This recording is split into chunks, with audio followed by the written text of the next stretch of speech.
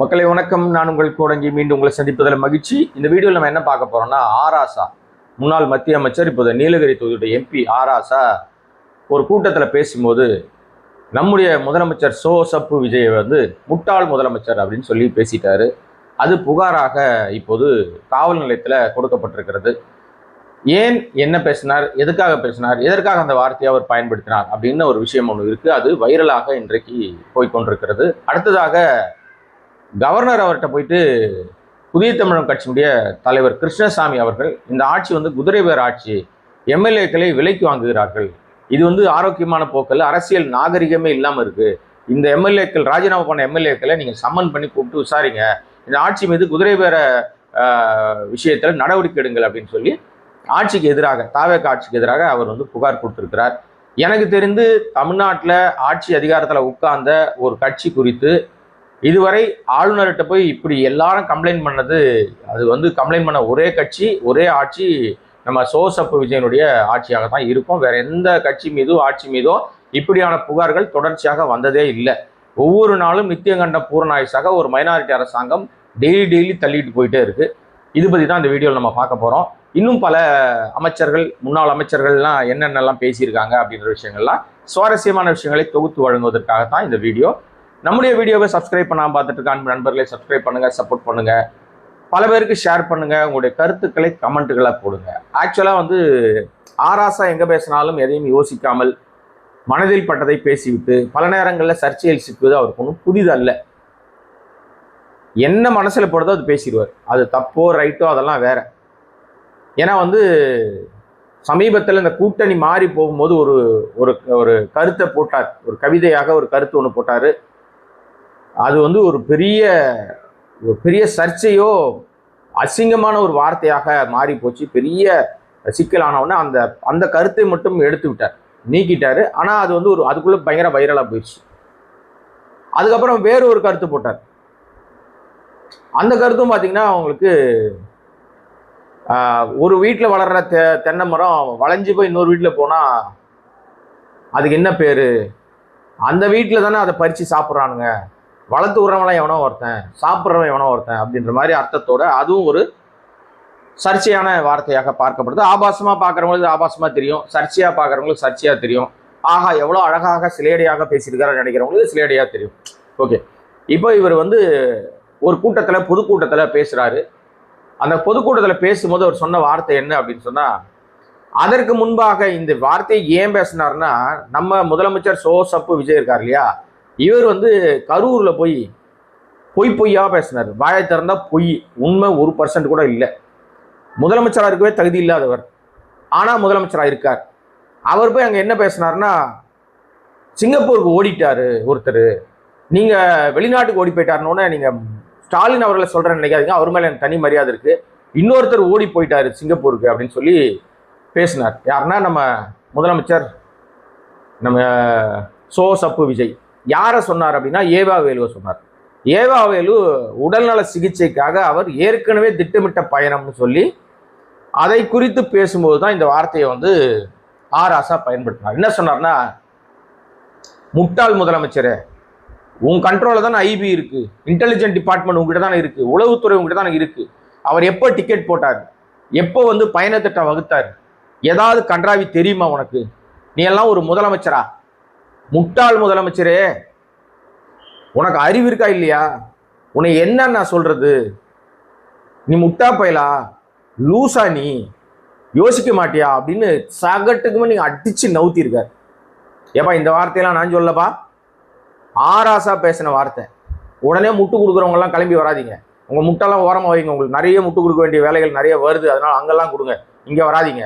இது சொன்னது அத்தனையும் ஆராசா. பேசிட்டு சொன்னாரு, 17ஆம் தேதி அவர் டிக்கெட் போட்டார், தன்னுடைய பயண திட்டத்தை 17ஆம் தேதி அவர் பிளான் பண்ணி டிக்கெட் போட்டார். 23ஆம் தேதிக்கு போகிறதுக்கு பிளான் பண்ணார். 23, 25 சொன்னார். அதே தேதியில் நீங்கள் என்ன பண்ணீங்க, ரைடு அடிச்சிங்க. ஓகே, காலையில் ரைடு அடிச்சிட்டீங்க.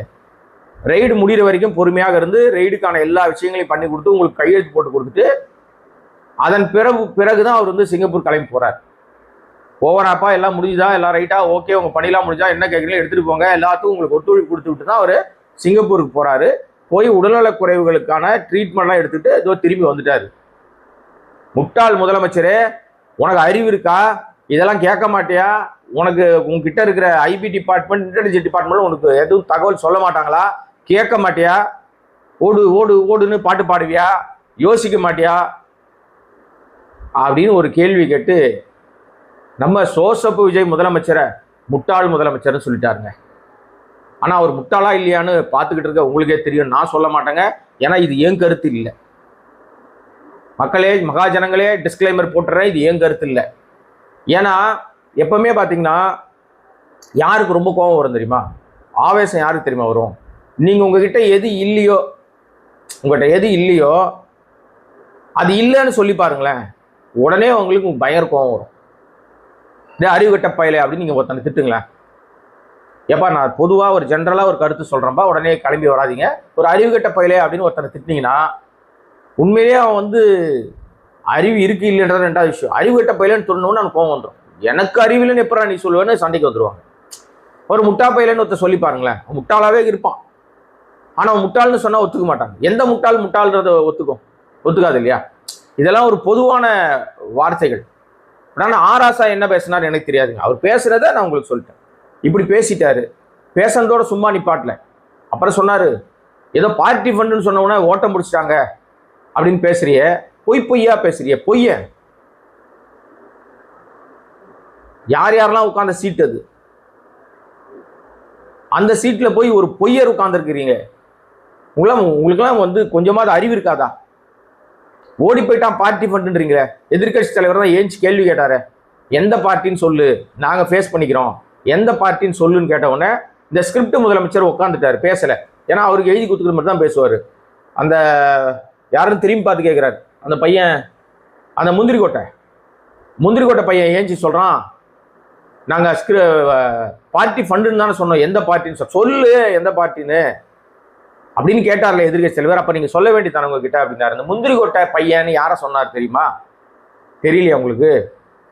நம்ம வளர்ந்துகிட்ட அமைச்சர், நம்ம ரொம்ப பண்பா ஆசையா பாசமா கூடுவோம்ல, வளர்ந்துகிட்ட அமைச்சர் ஒருத்தர், எல்லாத்துக்கும் நம்ம முந்திரிக்கோட்டை முனுசாமின்னு கூப்பிடுவோம், பெரிய சாமின்னு.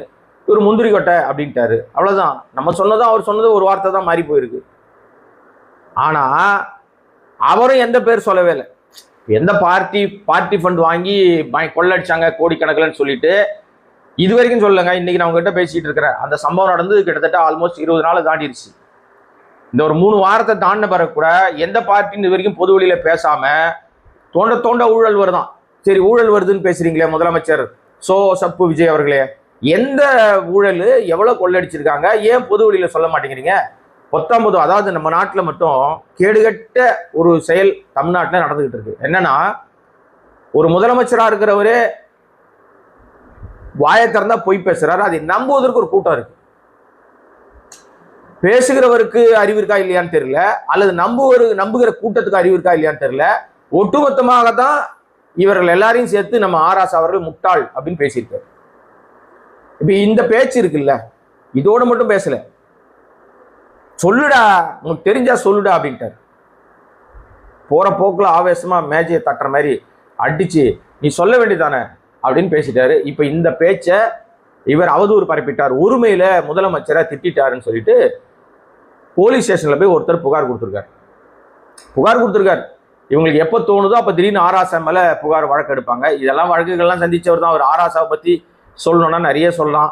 ஒரே ஒரு விஷயம்தான், அவர் மீது 1,70,70,000 கோடி ஊழல் செய்து விட்டார்னு உலகமே திரும்பி பார்க்குற மாதிரி இந்தியா மிகப்பெரிய ஊழல் நாடாக காட்டுவதற்காக அன்றைய ஆங்கில ஊடகங்கள்லாம் 170000000000ன்னு போட்டுட்டே இருந்தாங்க. தலைப்பே அதான், 1,76,000 கோடி. அது வரைக்கும் இத்தனை சைபர் போட்டு ஒரு ஃபிகர் எழுத முடியும்னு யாருக்கும் தெரியாது.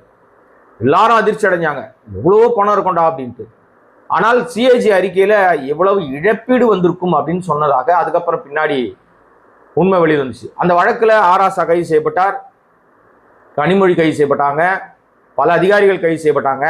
ஆராசா தனக்கு வக்கீலே வச்சுக்கல, அவரே வாதாடினாரு. வாதாடி முடிச்சும் போது அவர் மீது குற்றம் நிரூபிக்கப்படலை அப்படின்னு சொல்லி அவர், கனிமொழி உட்பட அனைவரையுமே அந்த நீதியரசர் ரிலீஸ் பண்ணிட்டார், விடுதலை பண்ணிட்டார். உங்க மேல எந்த குற்றமும் நிரூபிக்கப்படுவதற்கான ஆதாரங்களை இந்த கடைசி நாள் தீர்ப்பு சொல்ற நாள் வரைக்கும் கூட வெயிட் பண்ணி பார்த்தேன் நான். யாருமே எந்த ஆதாரம் கொடுக்கல, அதனால உங்க மேல குற்றமே இல்லை, வெளியே போங்க நீங்கன்னு விடுதலை பண்ணிட்டார். அதை வைத்து தான் பாஜக பொய் சொல்லி ஆட்சியை பிடிச்சது. எப்படி வந்து இன்னைக்கு சப்பு விஜய் திமுக மீது தீய சக்தி அப்படின்னு சொல்லி ஒரு பொய்யை கட்டமைச்சு இல்லாத விஷயத்தெல்லாம் பொய் சொல்லி பொய் பரப்பி வதந்தி பரப்பி இன்ஸ்டாகிராமில் போலியா நிறைய விஷயங்களை விட்டு ஆட்சி அதிகாரத்தை பிடிச்சி உட்கார்ந்துருக்காரோ, அதே மாதிரி அன்றைக்கு 1,76,000 கோடின்னு பொய் சொல்லி ஆட்சி அதிகாரத்தை பிடித்தவர் தான் மோடி. ஆனால் அதுக்கப்புறம் அந்த புகாரில் வெளியில் வந்துட்டாங்க. 2G போயிட்டு 3G 4G 5G வரைக்கும் வந்துருச்சு இன்னைக்கு.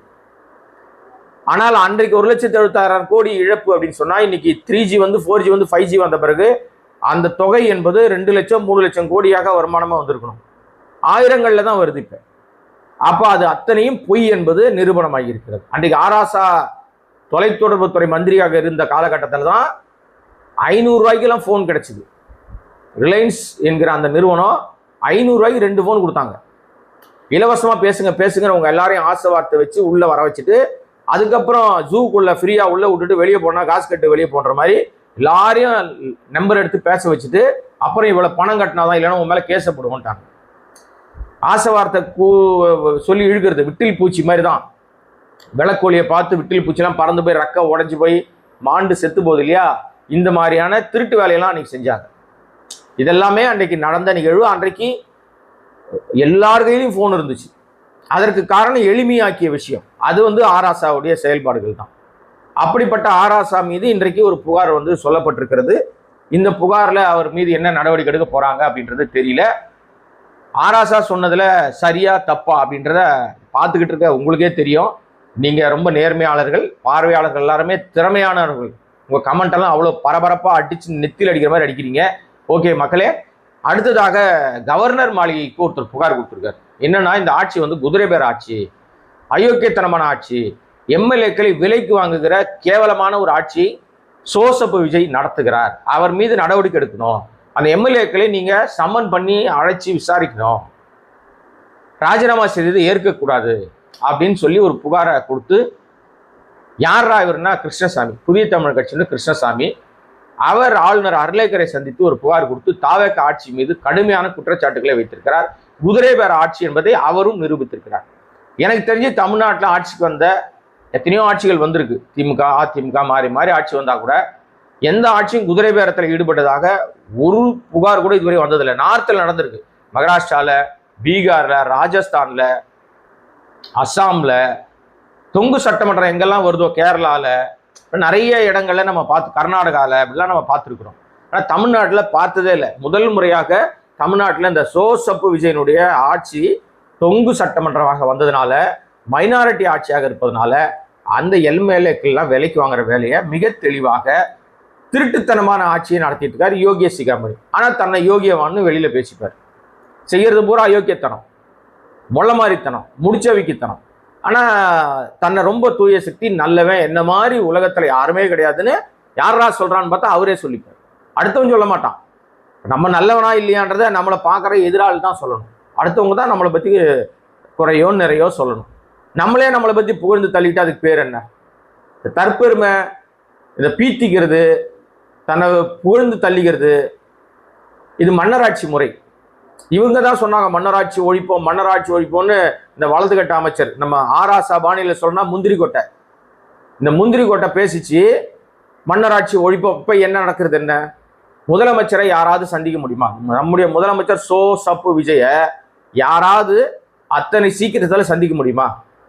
மன்னர்களை தான் சந்திக்க முடியாது. அதே நிலை தான் இங்க தமிழ்நாட்டில் தொடங்குது. தமிழ்நாட்டில் இப்ப நடந்துகிட்டு இருக்கிறது 60-65 நாட்களாக மன்னராட்சி தான் நடக்குது. ஆனா இந்த மன்னராட்சி ஏற்கனவே முடிவுக்கு வந்த விஷயம். அதனால ஏதோ ஒரு காத்தடிச்சா பேப்பரும் கோபுரத்துல உட்காரும், எதுவுன்னா உட்காரன்னு சொன்னாங்கல்ல, அந்த மாதிரி வந்து இப்ப காத்தடிச்சு உட்கார்ந்து இருக்குது. மீண்டும் இன்னொரு காத்தடிக்கும் போது தானாக அது கழண்டு எங்க விழணுமோ அங்க விழுந்துரும். ஆக எனிவே இந்த ஆட்சி வந்து நீடிக்காது என்பது அவருடைய பேச்சுக்கள்லாம் காட்டுது. இதுக்கிடையில ஒரு அதிமுக அமைச்சர், அவரு பல விமர்சனங்களுக்கு உள்ளானவர் தான். அவர் வந்து சொல்லியிருக்காரு, மு.க. ஸ்டாலின் மட்டும் கோபம் வரட்டும், கோபம் வந்து அடுத்த நிமிஷம் தாவேக ஆட்சி கலைஞ்சிரும்னு இருக்காரு. கோபம் எப்போ வரும்னா வரும், கண்டிப்பா வரும்னு இருக்காரு. அவர் கோபம் வருதா வரலையான்றது ரெண்டாவது விஷயங்க. சொன்னது யார் தெரியுமா? ராஜேந்திர பாலாஜின்னு ஒரு அதிமுக முன்னாள் அமைச்சர். என்னடா முன்னாள் அமைச்சர்னா எடப்பாடியை பத்தி தானே பேசணும், எடப்பாடிக்கு கோபம் வந்து ஆட்சி கலைஞர்னு சொன்னார்னா அவர் அதிமுக தான் இருக்காரு அப்படின்னா அவர் ஏன்டா மு.க. ஸ்டாலின் சொல்றாருன்னா இதோட சூட்சமா நமக்கு தெரியலங்க. ஆக மொத்தம் பெரும்பாலானோருடைய எண்ணம் இந்த மைனாரிட்டி அரசாங்கம் இனிமேலும் நீடிக்க கூடாது என்பதில் ரொம்ப தெளிவா இருக்காங்க. ஏன் அப்படி இருக்காங்க அப்படின்னா இந்த ஆட்சி நிர்வாகம் நடத்துற லட்சணம் அவ்வளோ கேவலமா இருக்கு. ஒரு நிர்வாகம் கூட உருப்படியா நடக்கல. நிர்வாக சீர்கேட்டோடு சட்டம் ஒழுங்கு பிரச்சனையோடு ஏராளமான பிரச்சனைகளை நாள்தோறும் சந்திச்சுக்கிட்டு இருக்கு. அந்த அடிப்படையில் எனக்கு ஆபீஸ் துறக்க போறேன்னு வந்து இன்னைக்கு வந்து பெரம்பூருக்கு போறாராம் ஆபீஸ் துறக்கிறதுக்கு. நான் பேசிக்கிட்டு இருக்கிற நேரம் போயிருப்பாருன்னு நினைக்கிறேன் நான். இனிமே மக்களே அங்க போய் என்ன புழுகு மூட்டை அவுத்து விடுறாருன்னு பார்ப்போம். ஏன்னா அங்க போய் திறக்கணும் இல்லை, அவரு தொகுதி இல்லையா. இப்போ போன மாதிரி போயிட்டு அங்கே சீனை போடணும். அங்கே எல்லாம் ஏற்கனவே மக்கள்லாம் ரோட்ல நின்று கரண்ட் இல்லைன்னு போராடிக்கிட்டு இருக்காங்க. இப்போ ஆபீஸ் துறக்க போயிருக்காரு. என்ன பண்ண போறாரு, என்ன பேச போறாருன்னு பார்த்துட்டு மீண்டும் உங்களை சந்திக்கிறேன். அதுவரை நம்மளுடைய சேனலை சப்ஸ்கிரைப் பண்ணாம பார்த்துட்டு நண்பர்களே சப்ஸ்கிரைப் பண்ணுங்க, சப்போர்ட் பண்ணுங்க. இன்னும் பல விஷயங்கள் பேசலாம். இதுக்கு இடையில சொல்றது மறந்துட்டேன் ஒரு விஷயம். நம்ம ஏவாவேலு வந்து சிங்கப்பூர் போய் ட்ரீட்மெண்ட் முடிச்சு வந்துட்டார்.